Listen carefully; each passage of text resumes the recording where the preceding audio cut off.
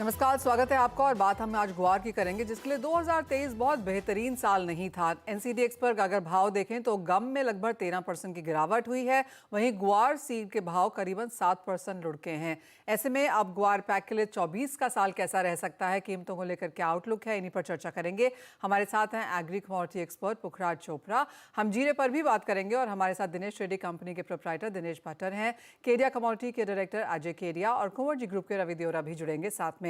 शुरुआत लेकिन ग्वार के चार्ट के साथ ही कर लेते हैं। और कोई महीना इस साल में बेहतरीन दिखा भी, जहां पर हमने खरीदारी लौटते हुए देखी, लेकिन ओवरऑल इस साल में अब तक यहां पर नेगेटिव रिटर्न्स देखने को मिले हैं। पिछले 2-3 दिनों में ऑफकोर्स यहां पर बाइंग देखने को मिली है, लेकिन ये कितनी सस्टेनेबल है, कितनी यहां पर रुक पाएगी।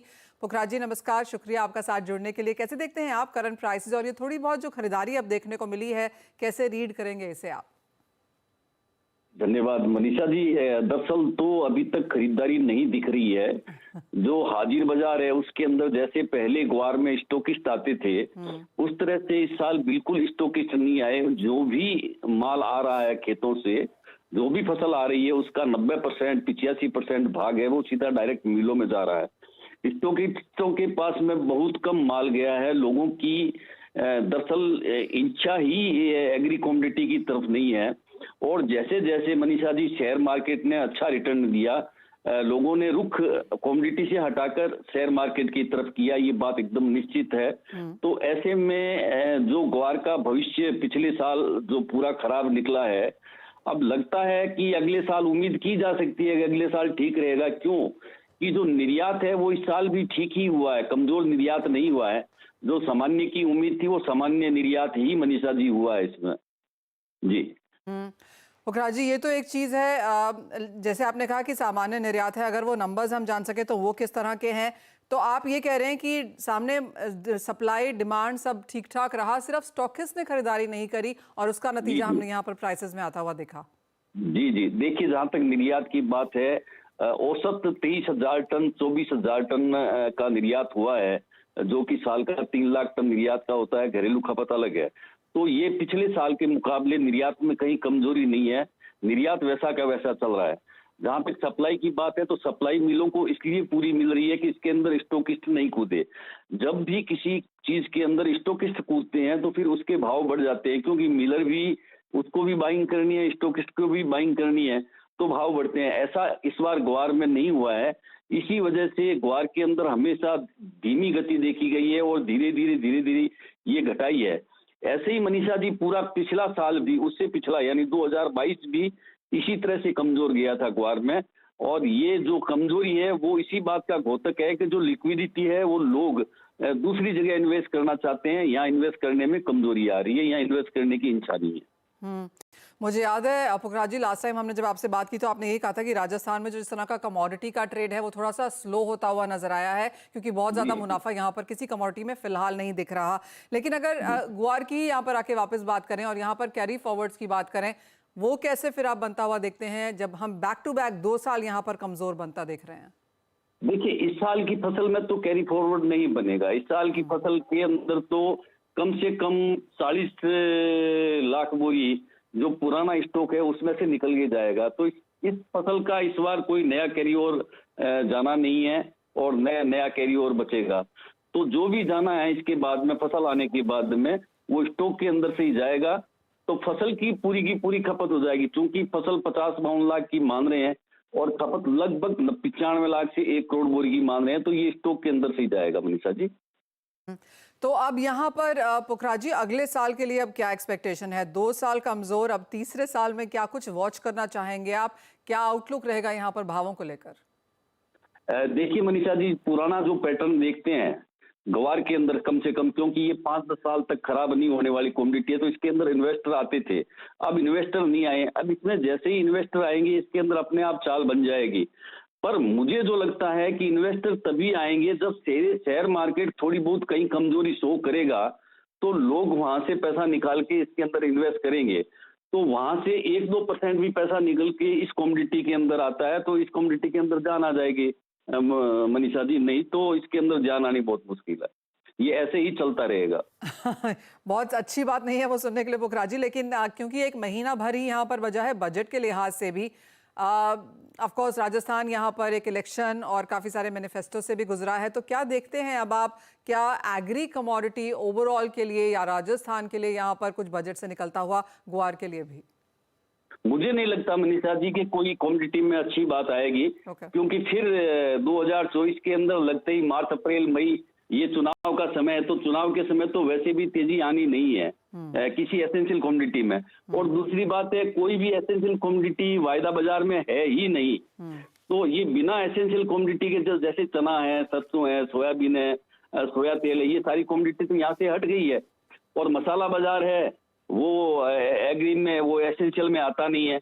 अब आप देखिए, जैसे ही बायर हटते हैं तो ये जीरा के अंदर भी जो हमें देखने को मिला है, बायर जैसे हट गया, अब उसकी इच्छा नहीं है, वो अगली फसल का इंतजार करने लग गया, तो जीरा हमें रोजाना गिरता हुआ दिखाई दे रहा है। तो ये गतिविधियां तो वैसे ही चलेगी। मुझे तो, मैं किसी अभी आशा में नहीं हूं कि राजस्थान की किसी एग्रीजेंस के अंदर अभी इन्वेस्ट करके पैसा कमाया जा सके।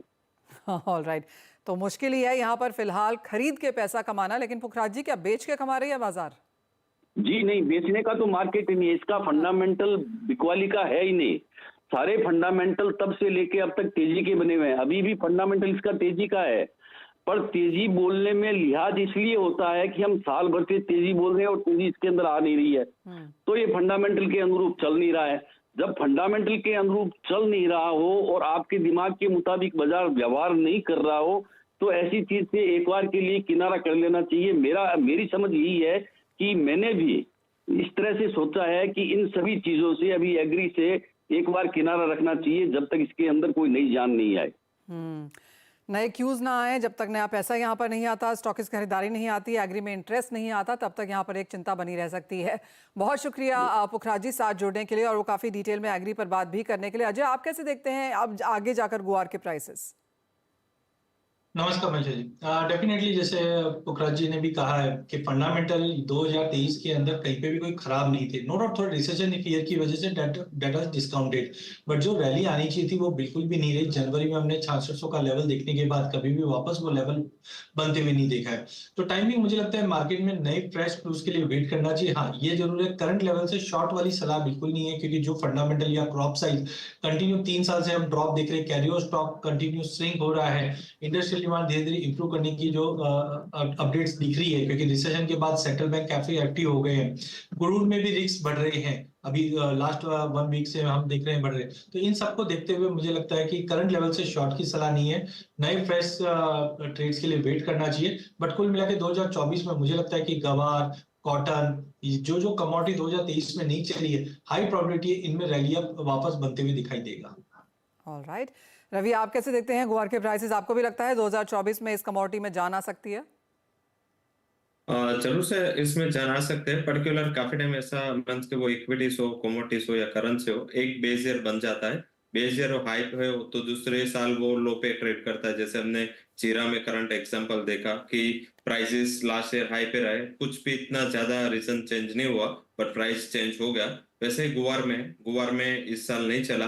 पर्टिकुलर वहां पे कैरी ओवर स्टॉक, डिमांड, ये दोनों कंसर्न है। अभी भी एक महीने अच्छा एक्सपोर्ट होता है, दूसरे महीने वो उसमें डिक्लाइन होता है। तो जब तक ये एक्सपोर्ट के डेटा स्टेबलाइज नहीं हो गए, आपको बहुत बड़ी तेजी के आसार नहीं रखने चाहिए। शॉर्ट टर्म में मुझे लग रहा है कि दोनों गुआर गम एंड गुआर सीड कंसोलिडेशन हो सकता है। फर्स्ट क्वार्टर में ब्रॉडरली प्राइस गुआर सीड के 5200 से लेके 5800 6000 तक रहेंगे, और गुआर गम 10,200 के लेके 11,500 की मोमेंट में रहेगा। हालांकि यहाँ से करेक्शन काफी लिमिटेड है, मुझे नहीं लग रहा है कि बहुत बड़ा करेक्शन दिखना चाहिए, क्योंकि प्राइसेस में इतना कुछ फंडामेंटली पॉजिटिव मूव लिया नहीं है, हायर लेवल से करेक्शन ही आया है, तो ऑलरेडी नेगेटिव प्राइस ट्रेंड है। तो कुछ भी गिरावट पे आपको ये जो सपोर्ट मैंने बताया, ये सपोर्ट के करीब आता है तो आपको ये साल के लिए बाय करना है।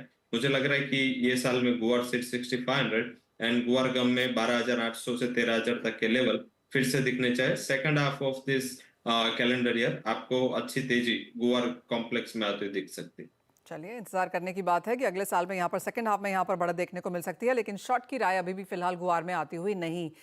ये दूसरी कमोडिटी जहां पर हमने बहुत ज्यादा उठापटक आज के बाजार में भी बनते हुए देखी है, वो है जीरा। आपकी स्क्रीन पे लेके आना चाहेंगे, क्योंकि एक लोअर सर्किट पे यहाँ पर फिर से कारोबार होता हुआ नजर आया है, और अब तो जो नियर मंथ है वहां पर बिकवाली बहुत ज्यादा गहराई है।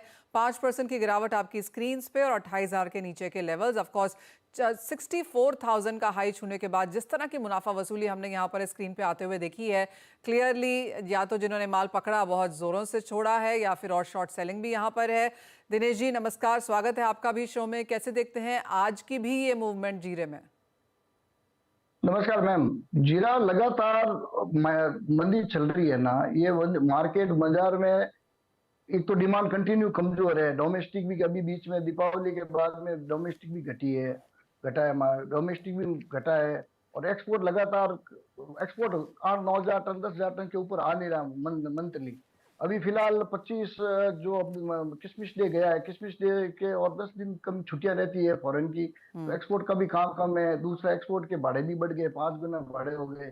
तो इसके कारण भी ये भी, इसका भी मार्केट इस भाव को लेकर इस पे भी असर आया है। फिलहाल अभी मार्केट के अंदर जो चल रहा है वो पैनिक, एक तो नई फसल सामने खड़ी है, फसल अच्छी है, अभी फसल अच्छी है, खड़ी देखने को मिल रही है, फसल अच्छी देखने को मिल रही है। तो हर व्यापारी के एक ही दिमाग में है कि भाई नई फसल पे नया काम करेंगे। अभी फिलहाल डिमांड के जो डिमांड है, डिमांड के अनुरूप ही माल लेना है और सबको एक साथ बेचना है। और एनसीडीएक्स में भी लगातार मंदी आ रही है और 50% मंदी आने के बाद भी मार्जिन उन्होंने कम नहीं किया है। तो एक बड़ा वॉल्यूम भी इनका बहुत कमजोर है। 700-800 टन में 500 टन से लेकर 800 टन के अंदर व्यापार के अंदर ही सर्किट लग जाता है। एनसीडीएक्स भी इस पे ध्यान नहीं दे रहा है, लगातार 33% मार्जिन इतना बड़ा खड़ा कर रखा है। तो एक्सचेंज खुद ही नहीं चाहता है कि ये इतना मार्केट डाउन हो रहा है, तो इसके ऊपर ध्यान देना चाहिए। और डिमांड वैसे फिलहाल डिमांड हैंड टू माउथ है, जो भी मार्केट के अंदर डिमांड जरूरत के हिसाब से कोई ज्यादा ले नहीं रहा है। सबको नई फसल जो मार्च 15 फरवरी के बाद में आएगी उसमें नया व्यापार निकलेगा और सेंटर में हैंड टू माउथ का व्यापार। इसलिए बाजार मार्केट अभी जो फिलहाल एनसीडीएक्स बाजार जो घट रहा है वो एक्चुअल में क्या है, हैजरों का माल बिकवाली, हैजरों की लगातार बिकवाली है। एक्सपोर्ट है नहीं, तो एक्सपोर्ट में जिन्हें कंटेनर रोक रखे थे डिमांड के इंतजार में, उन्होंने भी माल बेच रहे हैं। तो कंटिन्यू मार्केट खराब है, बहुत बाजार पैनिक है। बाजार अगर रुकता है तो गिरे की आएगी, पर बाजार रुकते ही नहीं है, छोटे कम वॉल्यूम में बाजार घट जाता है।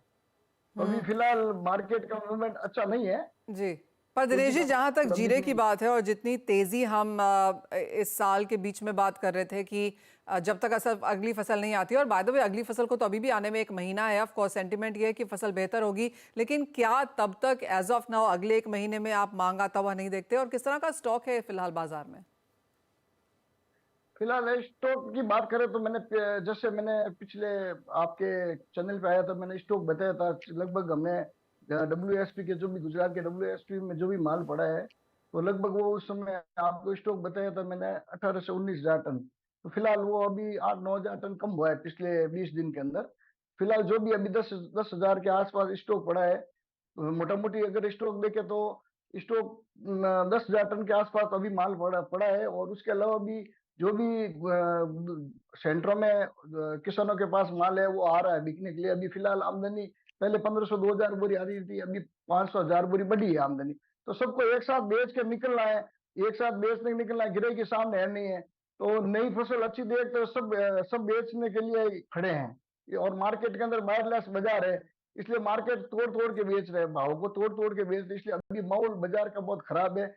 आगे नई फसल पर जो फरवरी और मार्च, ये फसल पर अगर मौसम का रोल रहेगा मेन, तो उसमें नई तेजी मंदी देखने को मिलेगी। फिलहाल हाजिर मार्केट देखते हुए बाजार में भी तेजी का माहौल बिल्कुल ही नहीं है।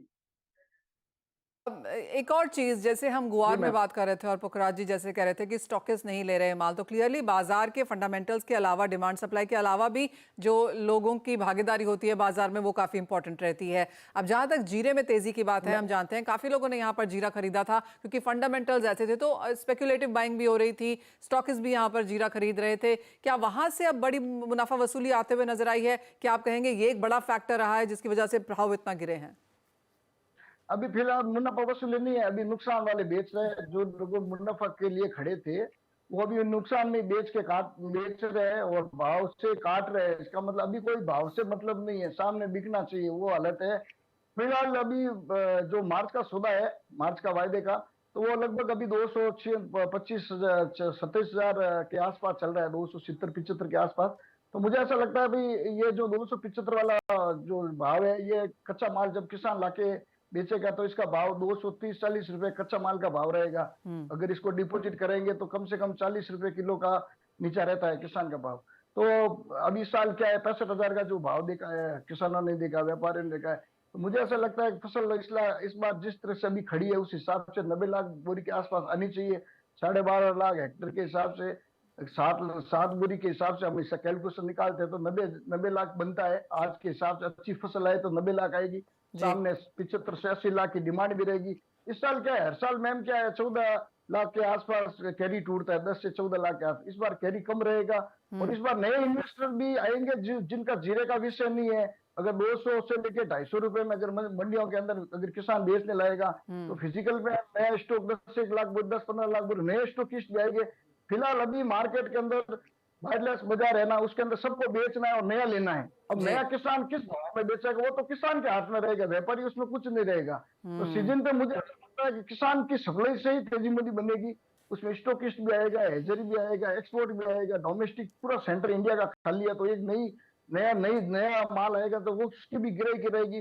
तो मुझे ऐसा लगता है कि 20,000 से 25,000 के बीच में किसान 25-30% माल बेचेगा। बाकी कुछ किसान, राजस्थान के किसान तो होल्ड करते हैं हर साल, जी इतना भाव देते हैं तो मुझे नहीं लगता है कि वो नीचे भाव में पूरा माल दे देंगे। ओके तो मुझे ऐसा तो लगता है ऑफकोर्स कि माल जी हाँ, ऑफ कोर्स तो वो एक चीज़ यहाँ पर बाजार नजर रखेगा। लेकिन जीरा एक और ऐसी कमोडिटी है जहाँ पर ऑल टाइम हाइज बनते हुए नजर आए और उसके बाद धड़ाम से यहाँ पर जो गिरावट है वो अभी भी यहाँ पर इवन एज साल के 2 दिन बचे हैं अभी भी यहाँ पर जारी है और लोअर सर्किट पे कारोबार।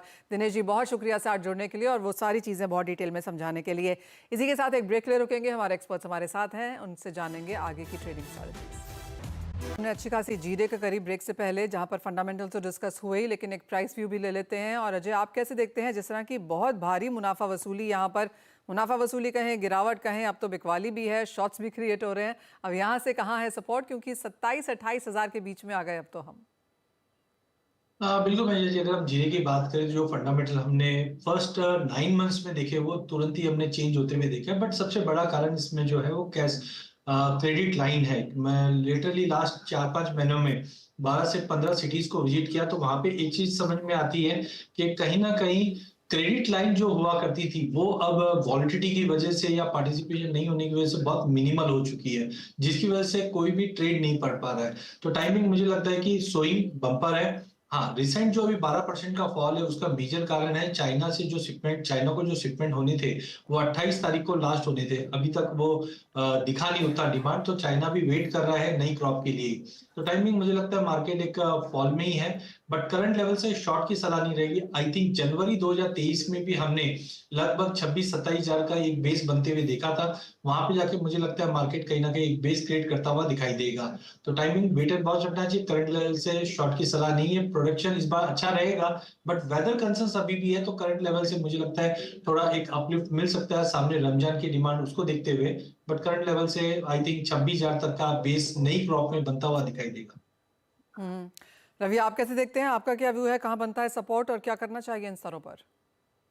जरूर से अभी तो मुझे लग रहा है कि जब तक ये डिमांड का पिक्चर क्लियर नहीं होता, आई थिंक एक थोड़े रेंज बाउंड ट्रेड के लिए प्रिपेयर रहना है। ओवरऑल ये बॉटम बन चुका है, प्राइसेस में जो नेगेटिविटी थी वो काफी हद तक मुझे लग रहा है कि डिस्काउंट हो रही है। 64,000 से अभी इतना करेक्शन है।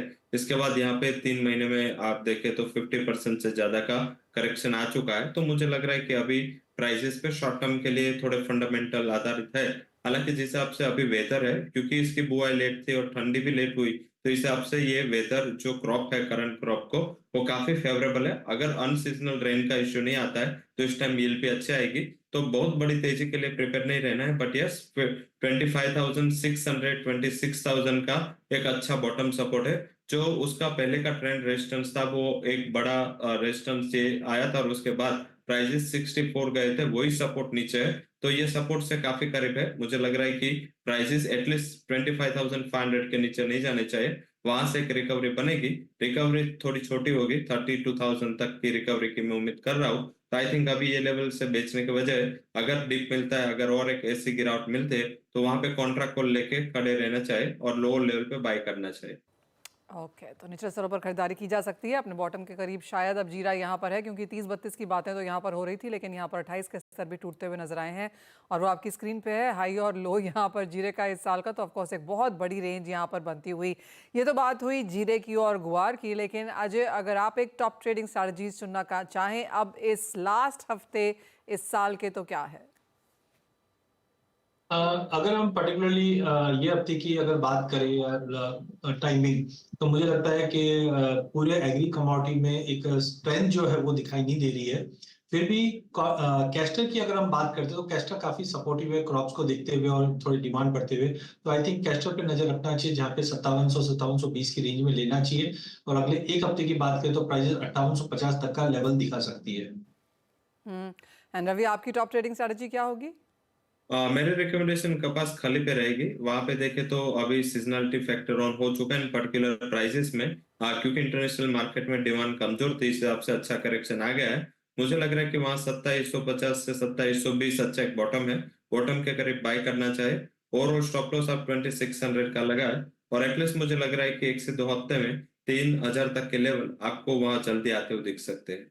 ऑलराइट, तो तेज़ी की एक्सपेक्टेशन यहाँ पर आके। बहुत शुक्रिया रवि एंड अजय आपका साथ जुड़ने के लिए, तमाम कमोडिटीज़ पर डिटेल में चर्चा भी करने के लिए। एक ब्रेक के लिए रुकेंगे, जब लौटेंगे तो लेकर आएंगे आवाज़ समाचार।